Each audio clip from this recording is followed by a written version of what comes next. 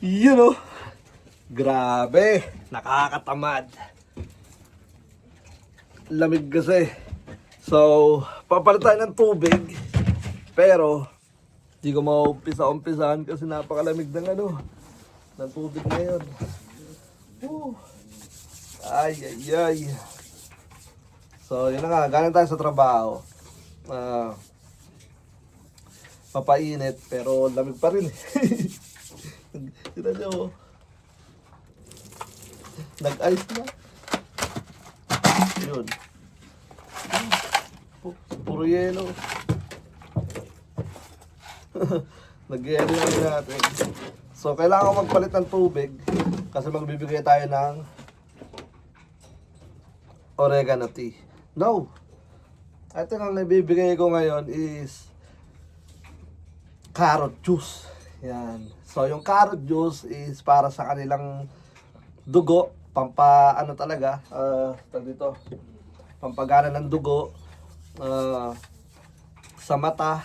Tapos, may pasok siya ng vitamin C. Maganda sa ibon. Raw carrot juice. So, iniinom ko din siya. Pag nabili ako ng lagang dalawa, yung isa para sa ibon, yung isa para sa akin. Natuklasan ko since 2023. Ayan, yung nagsasaliksik pa tayo. Kasi, yung presyo ng mga bilihin para sa mga ibon, hindi biro. Grabe, napakaliit. Nasa 30, 40. Grabe, ilang oras mo pagtatrabahuan yun. So ngayon, nood tayo sa YouTube. Yan, grabe na din. So meron ako napanood, tinatadtad yung carrots, sinahalo sa patoka. Tapos meron naman dinudurog, pinapainom. So, naganap ako kung saan makakabili. Nakakita ako ng raw carrot juice dito sa may store sa amin sa Walmart. Halagang lang siya, $6. Grabe. Napaka solid. Tapos sinubukan ko siya. Ganda kagad ng resulta. Tapos ginagamit ko sa Waldo Praise. Ibang klase yung pinapakitang liparan ng mga warriors natin doon. Kala mo pag mo sila tinos mo ng mga malalayo dumating na rito, lipad pa ng lipad. Grabe, napaka-solid nun. So, dati di ako naniniwala sa 3 to 4 hours na liparan. Pero simula nung nasubukan ko sa low fly, yan. And then, naniwala na ako pero mahirap niwala sa mga ayaw maniwala kasi di nila nararanasan.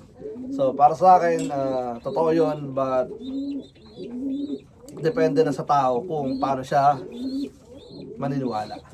Basta yun. Hindi ko kailangan ipilit. So, yeah. Papainom tayo ng carrot juice. Pero bago ang lahat, pakita ko muna sa inyo yung mga warriors natin parating. Meron tayong 2, 4, 6, 8. 8 na young bird na ililet go. Ililet go tuloy. Ready to walay soon. Siguro mga possible na one more week. Mga ganyan. Kasi napapansin ko na rin sa mga breeder natin na umuupo-upo na rin sila. So, sign of malapit na naman sila mangitlog. So, gagawin ko, papaitlogin ko sila, palilimliman natin. Kaya lang natin sila maglimlim, siguro mga 1 to 2 weeks sila maglilimlim. No, 2 weeks, malapit na mapisa yun. Mga 1 linggo lang. Tapos, tsaka ako tatanggalin yung itlog ulit nila para panibagong itlog. Kumbaga, gusto ko lang silang ma-recondition kung tawagin. Yan. Recondition natin yung mga ibon natin. Yan, ganun tayo mag-recondition. So, yung iba ginagawa dire-diretso. Pero ako, hindi ako masyadong, nagmamadali. Kasi kung nagmamadali ka, una sa lahat, na-stress yung mga warriors natin. Kasi kahit gaano ka kagaling mag-breed o mag-condition ng ibon, pag ang breeder mo na stress, tapos na laban. Ayan. Kumbaga, ang nangyayari is, wala na, bagsak na stress na So, tara, let's go. Pakita ko muna sa inyo yung ating unang Ito yung nagyaya ng ating best kettle tapos ng ating Porch 911. Yan. Alright, so ito siya. Ito laki na Maganda pagkaka-pulma. Teka lang, baka biglang pumasok yung aso natin. Blue white light. Yan. Okay, safety ko muna. Pakita ko sana sumisilip yung dalawang aso natin. Hindi naman sila basta-basta kumakain. Pero gutom na baka mangain. So, yun yung dalawa natin, best kettle natin, tapos yung ating Porch 911 na galing sa ating partner. Ayan. Di ko alam kung sa papadala, ito yung sa sa user. Pero sabi ko sa Opel natin is pakiramdaman muna natin. Kasi sabi ko sa kanya, nandiyan na yung dugo, maganda yung dugo, pero iba pa rin pagka kinilatis. Kailangan natin kilatisin. Kasi ito naman ang ating dugong bughaw maharlika. Ganun ay grabe. Ready na pala ito Ready na itong ganito kalilit yung una kong winalay. Yan Natuka na itong mga to. Yan. Kaya ganda Dugong bughaw maharlika. Panglaro natin sa Wallow Prize. Kaya oy, lalaki na, makukulit na.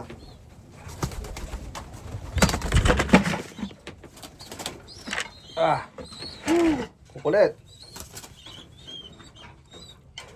Kaya mangingitlog na tong nila. So, teka lang. Yep, yun ang ating dugong bughaw maharlika. Isang first drop tapos isang 3 times money winner, 10 overall. Yan. Tingnan natin first nila. First first year nila magpares. So, tingnan natin apo sa tita. Apo sa tita, apo sa lola. Parang ganun. Alright. Tapos dito naman, come on. Ito naman, pula. Yan, red bar. Anak ng dalawang puti natin, grabe. Yung dalawang puti natin, ginawa kong yaya. Easy. Doon sa natin sa porch. Kasi tawag dito, kasi laki lang, kasabayan nila ng itlog, tsaka napisa yung porch. Tapos yung porch kasi pinaitlog kulit. Para hindi tayo maghabol ng oras doon is pinayaya ko na rito. So tatlo yung sinusubuan nila before. Pero nung medyo malaki na yun sa dugong bughaw natin, nilagay ko na to. Ayan. So yeah, magkakasila silang tatlo. Alright. So ito ay mapupunta sa possible na user. Ayan. Ayon sa ating partner. Alright, tapos ito naman yung kanilang mismong anak. Yan, ito yung mismong anak nila. Grabe laki. Yan, ito ay, sino ba yan? Dugong bughaw. Yan. Ito yung dugong bughaw. Purong dugong bughaw. Yan. Yep, anak to ni Kobe. Yan, ni Kobe. Alright, ibalik ko to doon. So yun na nga. Kunin ko muna yung ipapainom natin, then balik ako. Alright. So ito yung sinasabi ko sa inyo. Yan. So makukuha nyo to sa Walmart.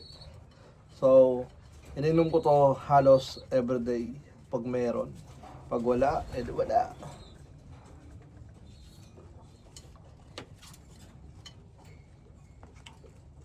Para pa tayo naglalagay? Kumulay lang, okay na. Sarap talaga. So ngayon, painom natin sa mga ibon natin. Grabe, nakakatamad talaga magpalit ng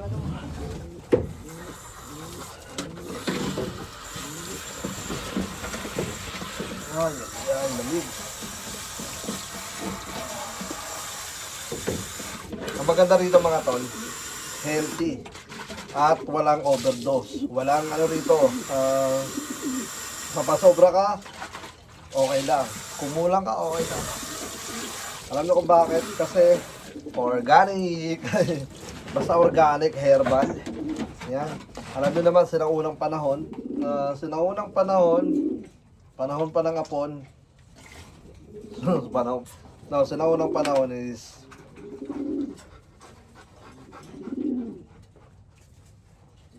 wow. Sa naunang panahon, tawag dito, ang mga gamot pa ng mga ninuno natin, ganito, nagdalaga sila ng ng luya, bawang, sibuyas, yan. So kung napapansin nyo dati yung kulay na ganito sa wala press natin, eto yun. Ngayon ko lang nilabas. Kasi wala naman yung content. Marami ako sekreto na di ko basta-basta nilalabas. Yan. Kasi niisip ko yun Hindi, joke lang. Tawag dito. Sinabi ko sa mga malalapit sa akin. Yan. Siyempre, kung may mga katanungan kayo, wala kayong bang gagawin kundi PM nyo lang ako. So tara, let's go. Samahan nyo ako. Bigyan natin sa mga ibon natin. Ito yung mga papaaraw sila. Yan. Ito yung mga natin. Tag dito, warriors. Yan na, inuman na sila. Grabe, lamig. Yep. So yan ang pinapainom natin sa mga warriors natin. Pampaganda ng dugo, ng balat, balahibo. Yep. Alright, so ngayon doon na tayo sa mga breeder natin. And then siguro dito ko na lang muna tatapusin yung video natin. At magbibigay na muna ako sa mga warriors natin. Sa yung mga warriors natin. Tignan nyo, yan mga natin. Mga drop, baby drop. Yan. Alright, so tara, let's go. At mag-asikaso na muna tayo. Peace out na muna pala. Let's go!